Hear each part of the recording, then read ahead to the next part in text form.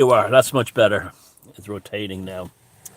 I hope you're all keeping well today. It's a very pleasant and calm day here in the northwest of Ireland. You know, years ago, back in the day, I read a book by a Romanian author called Andrea Copescu, I think his name was, something like that. It's back in the 90s, and the book was called Zombification. And this man had grown up in Ceausescu's Romania and emigrated to the United States. And the book was a critical look at humans rather than on the surface what it was supposed to be, like a travelogue or an introduction or a meditation on a Romanian who had escaped Ceausescu's clutches and made it to freedom. It was basically an anthropological study of Americans and comparing them to Romanians. But not a critical and nasty way or anything like that. And he basically comes to the conclusion that there was no difference between Americans in the land of the free and the ones living in Ceausescu's Romania, in that they were both brainwashed by the states in a different way. For instance, like the ones in Romania, there was a constant attempt to brainwash the people and control them according to Ceausescu and the Communist Party. A small number of fanatics would be brainwashed. A large number of hanger-ons would have an vested personal stake, often financial and power, in maintaining the Ceausescu regime, but the majority didn't, and just didn't. And he said, well, in America, the Ceausescu was Ronald McDonald, he basically said, or Mickey Mouse, or something like that. And that kind of commercial, crass capitalism, and that had exact same function. So he said the people were identical, but they had just had different oppressors. And while he said the American Western capitalist way was better for creating a genuine sense of happiness, more of a chance of happiness and fulfillment in life than the communist system. He said that in Romania, people had intellectual lives that were very rich compared to Americans. I completely agree with that. When I grew up in Ireland, it was a poor country. I mean, it wasn't poor like Eastern Europe. It would have been like rich compared to Eastern Europe by Western standards. You know, even being one of the poorest countries in the West would still be one of the richest countries on earth. But by say compared to the United States or Australia or France or Germany or even England, well, the south of England anyway, at that time Ireland was a poor country. Yet I grew up in a working class environment that was full of a desire for learning. The north side of Dublin was filled with huge numbers of bookshops, and lots of second-hand bookshops. There was a chain called the Bamba, I remember, and they would have places with thousands and thousands of paperbacks, books of all kinds. The libraries in poor working class neighborhoods were often packed. People watched documentaries on television. They were much better made back then and much more honest. And there was a genuine desire. I'm sure those of you who grew up working class and didn't have much money everywhere, back when I was growing up, that you probably experienced this in your country as well. And this guy, Andrea Copescu, I think his name was, he said that's basically, he said he learned a lot about poverty, that even if you have financial poverty and it can be very difficult, the mind definitely grows. Where if you have affluence and wealth and everything is more accessible, the mind retracts, because you need your mental faculties to survive, and so therefore your brain works harder. Got it? Okay. That's basically what it said. And basically, I completely agree with that. And we watched this is why we were pampered during the lockdowns. During the lockdowns, everyone in Ireland got €350 a week. pandemic unemployment payment, which is used by any standards anywhere in the world. In England, they got furloughs, and in America, they got checks and stuff. The thing was to actually keep us from thinking, because the struggle to survival outside that of COVID was gone for many ways. Remember, in many ways, we got a taste of you alone, nothing, and be happy. They locked us up. They gave us all the movies and TV people wanted. And they gave us money, so there was money for food, and they kept the supermarkets open.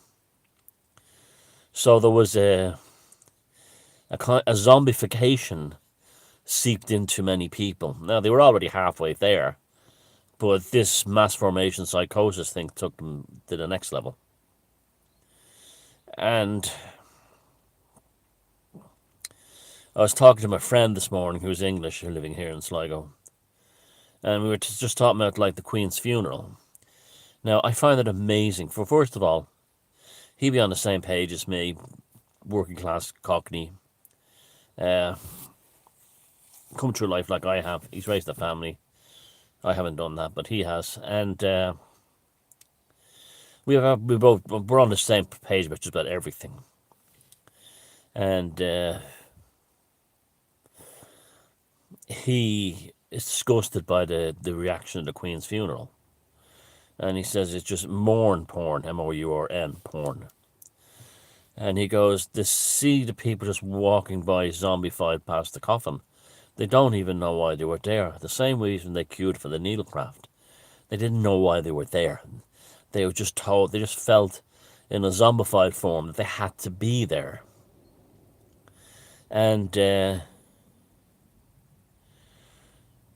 it's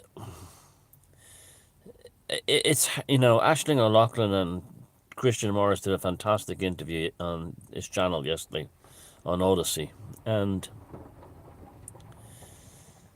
there's a frustration. It's more, Aisling was saying we should be more forgiving.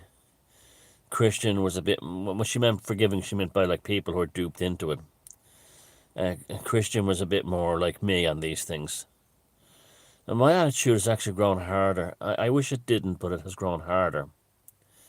And my attitude is that they're probably, if this is how they are, and this is how they live, exist, then there's nothing we can do for them in any way, shape, or form. They are choosing this. They chose to be pot bangers. They chose it. Now, there are ones who love the rules. Huge numbers of people out there love rules. And the whole lockdown thing gave them the perfect set of simple rules to follow. And there was no more guesswork in their lives for them anymore. And that was all they wanted in life. And they often left you alone. They didn't...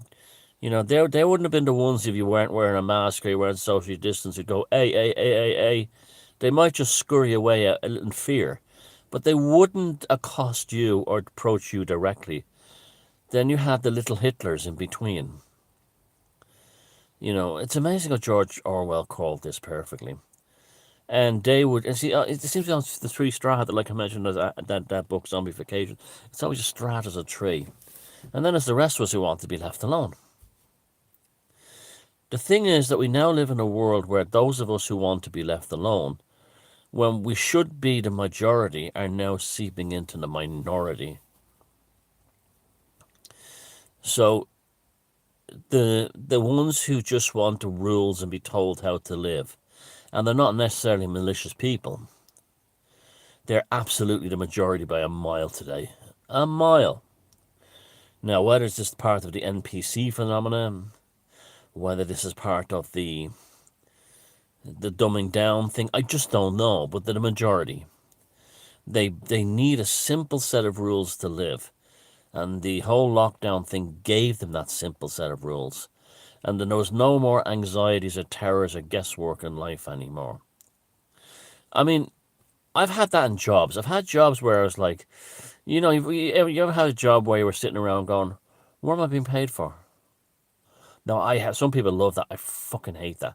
But you go, what am I being paid for? I'm not really being given any work. And I don't really know what I'm supposed to do. No one's instructing me. And in an employment situation, you kind of need that, especially in a hierarchical, say, office situation or something. And I was in a job like that for months and months, and the pay was very good. And I left because simply it drove me mad because there was nothing for me to do. There was no designation of orders. There was nothing. And then it dawned on me that I'm just filling up numbers in the part of people that are here, just filling up numbers in the department to make the department look more impressive than it is. And I couldn't deal. I was like literally going to managers and say, please give me work. Please give me work. Please give me projects. And I go back to my desk and I'd say to someone there, well, how come we can't get any work in this department? And they'd look at me and say, well, what are you complaining about? Well, you're getting paid. But it used to drive me mad. The happiest jobs I ever had is where I knew exactly what I had to do and how to finish it and what was required of me. And that was cleaning dishes. Yeah, and the dishes, they were dirty in a restaurant, they had to be cleaned and put on the racks to dry. That was a job. That was happy because I had something to keep me occupied. My mind was off somewhere else thinking of other things. But there are people out there that, even if they're told to sit there and do nothing, will be perfectly happy because they have an order to follow. Not for the sake of producing something or doing something or passing time.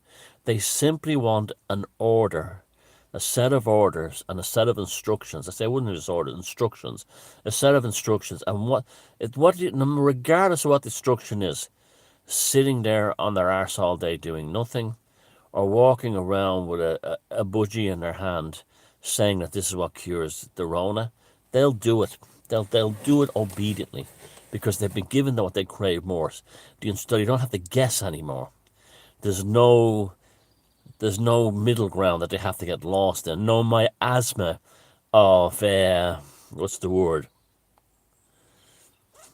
Miasma of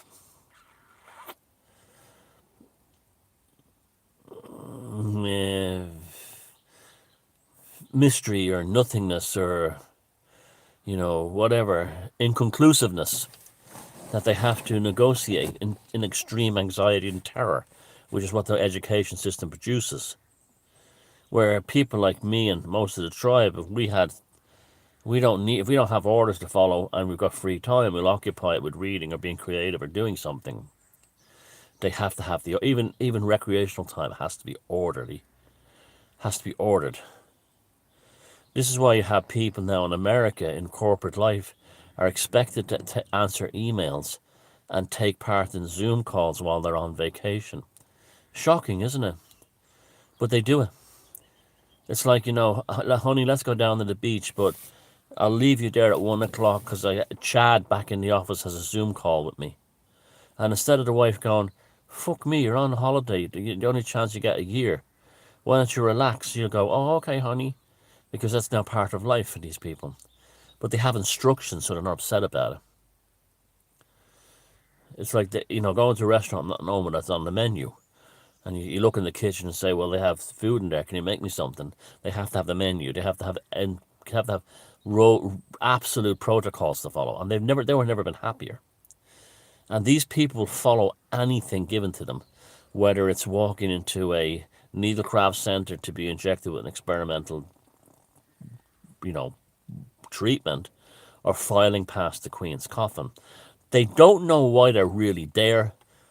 They don't know why they're really doing it, but they do it because they have an instruction that's clear to follow, and that contents them. That makes them content. Interesting, isn't it? And that's the zombification thing. That's a zombification thing. And it's grown worse and worse as the years go by. The education system has become more and more deteriorated. And instead of kids no longer get sort of a classical education, the 3 R's, the emphasis on, creative thinking, the emphasis on, lateral thinking as well. Everything is geared towards the curriculum being used to alter them psychologically and politically and every other way. And you look at the curriculums in you take the children, you look at the average school curriculum in Ireland now.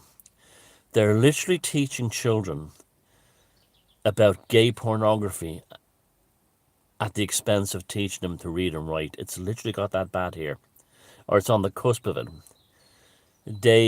You will see that many classes where children, and this is all by design now, you know, now, you have to remember now, the other day I made a statement that you have to assume that everybody in a position of power in the Western countries, along with everybody in senior positions of the administration, bureaucrats, senior civil servants, along with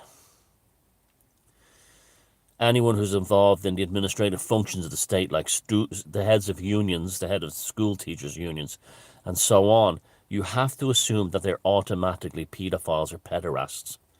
As a default, you have, the proof is there for all to see. When you have a minister for justice in this country doing a Gettysburg Address-like speech, passionately defending a drag queen reading stories to children in a constituency nearly 200 miles from his own, while in charge of an economy that's could be in very great danger because of a lockdown, and he's more concerned and has more passion in his words and in his statements for this very disturbing trend that's being pushed all over the world. You have to wonder about him. You just have to wonder. You have to ask questions. So we have to assume that every person in a position of power in the West, some say like the management system up, are all paedophiles.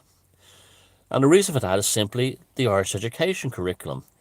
One side of it is teaching children complex issues regarding human sexuality at a very early age, things like porn and stuff like that, and gender fluidity and all this stuff. And the rest of their lessons are infantile, like they're teaching them it's like junior infants in the rest of the curriculum. So they're deliberately making them infantile in every way except for their sexuality. Now that's something a paedophile does. We have to assume that every single person involved in administrative functioning of the Irish education system is a child molester by default, until proven otherwise. We can no longer assume that these people are heterosexual or homosexual adults who go about their lives not bothering anyone underage or not. And right now we are left with the impression that the entire body politic of the West, and I'm not just talking about politicians, I'm talking about the administrative functions, the top civil servants, the heads of unions, the heads of the media, are literally salivating while charging towards children's genitalia, as the way things stand. And this is the ultimate zombification thing. Because, like, the next time you see a teaching union official, a trade union official on TV, a senior civil servant, a politician, or a media big shot, you have no choice but to other than to assume you're looking at a paedophile. Because every single action of the states in the West right now is based on this nonsense charging, salivating towards children's genitalia. If you go from now on, you must have. If you go to a meeting of senior trade union people, politicians, you must have them prove that they are not a paedophile. They must stand up, and they must announce in the front of public that they are not paedophiles and they're not involved in pushing paedophilic agendas through the back door in terms of all the kind of nonsense going on now. They must place that they must be very clear about it, and they must be caught on camera announcing that they're not paedophiles, because that's literally what we've got to. We've got to that situation now, and I can't stand that I'm even talking about this. It annoys me.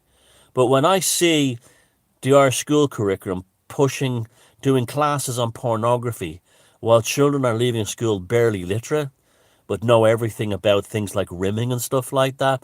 Sorry, we have an issue here. We have an issue here that needs to be addressed, okay? It's as simple as that.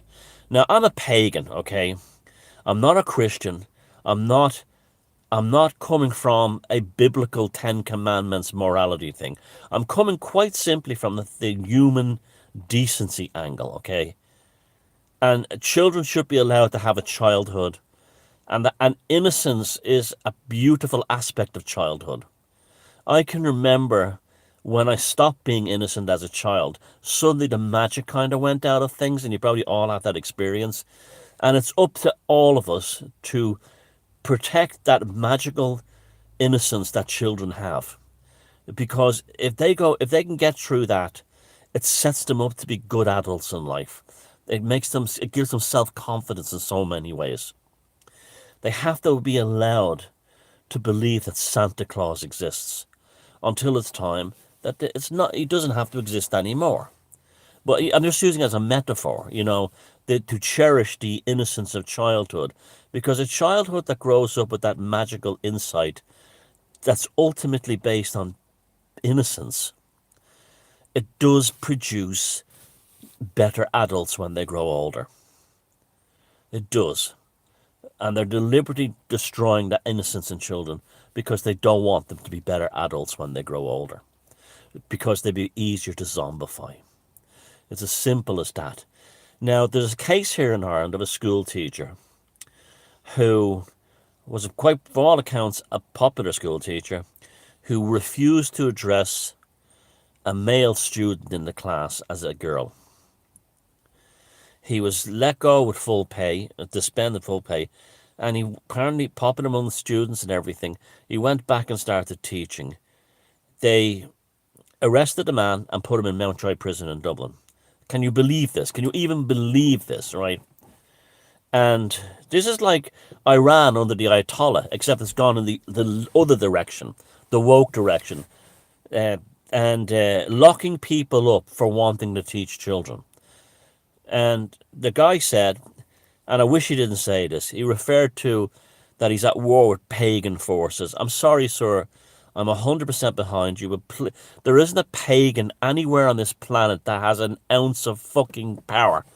Will you stop blaming the problems of the world on pagans? There isn't a pagan on this earth.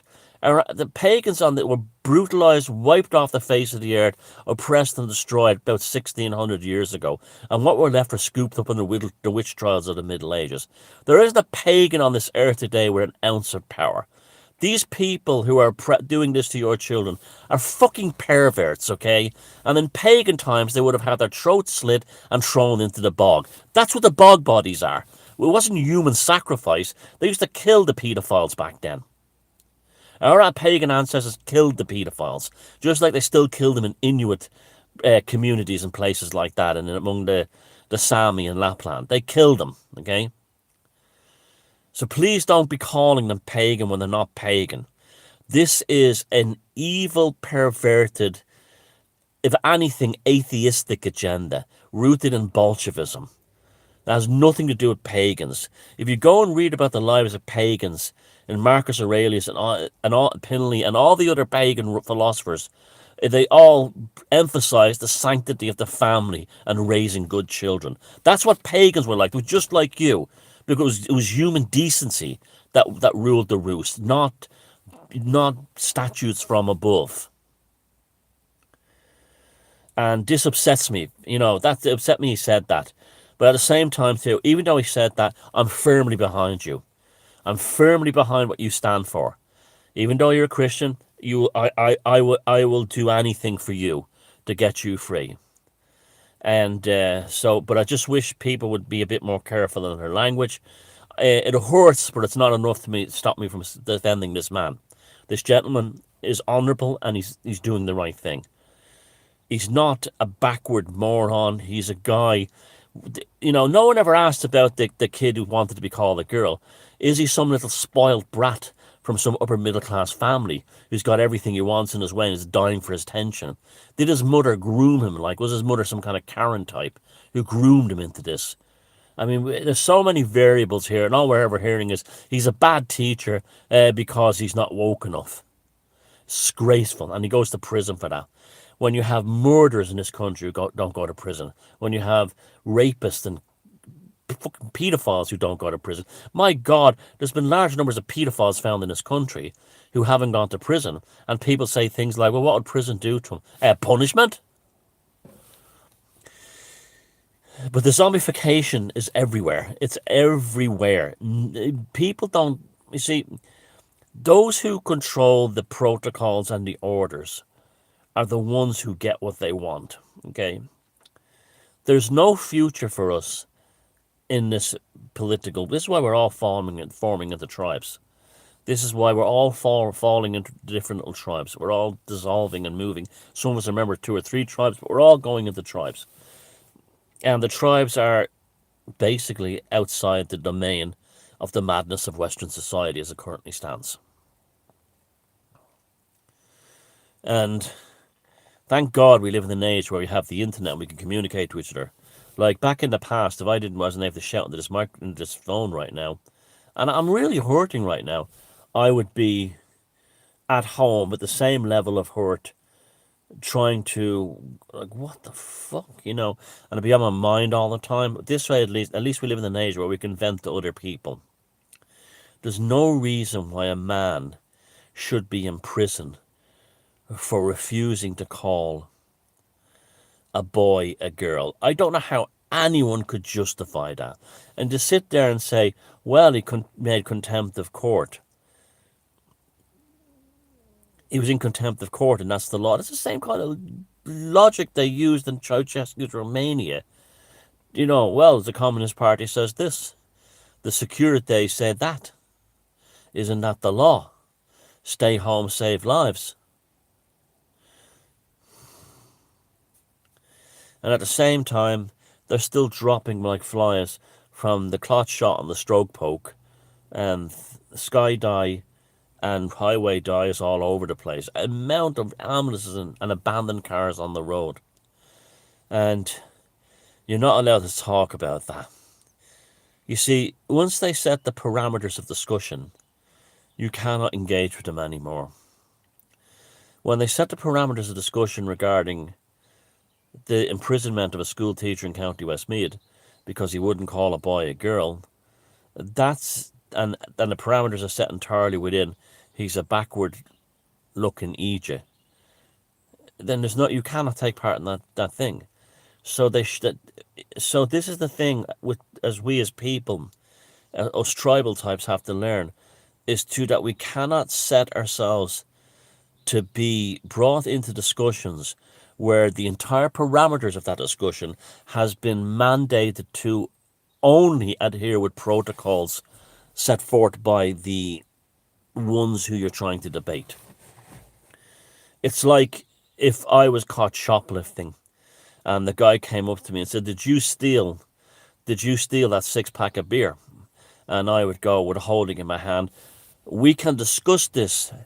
We can discuss everything right now except the situation regarding the alleged taking of beer from the shelf without paying. But we can talk about everything else. You see, then the guy who runs the shop can't discuss. This is how they set the parameters within all these discussions. And that's why you have to jump out of it. That's why I'm saying we have to now assume that everyone in a position of power in the West is a paedophile. It's up to them.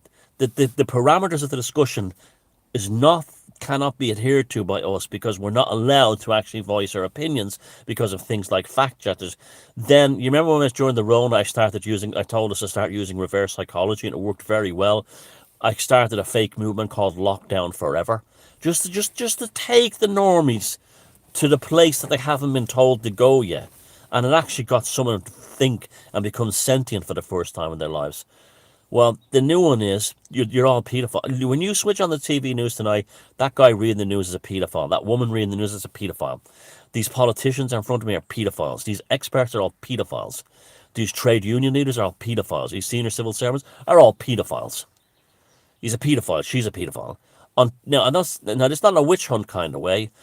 They have to actually, by default, that's what they are. Because if they're going to call ordinary, decent people by default far right for having the same liberal opinions of I'm still a 1980s liberal. I haven't changed. But if they're going to call us far right, we're going to call them paedophiles. It's as simple as that. Because there's far more evidence that they're involved in a paedophile agenda than any of us are in a far right agenda. In fact, there's none, there's absolutely zero fucking evidence that any of us are hard right. Zero. We're 1980s liberals, okay? That's what we are. You're just Bolshevik paedophiles. And it's up to you to prove that you're not. If you're going to put our humanity on the line, welcome to the club. Nonsense.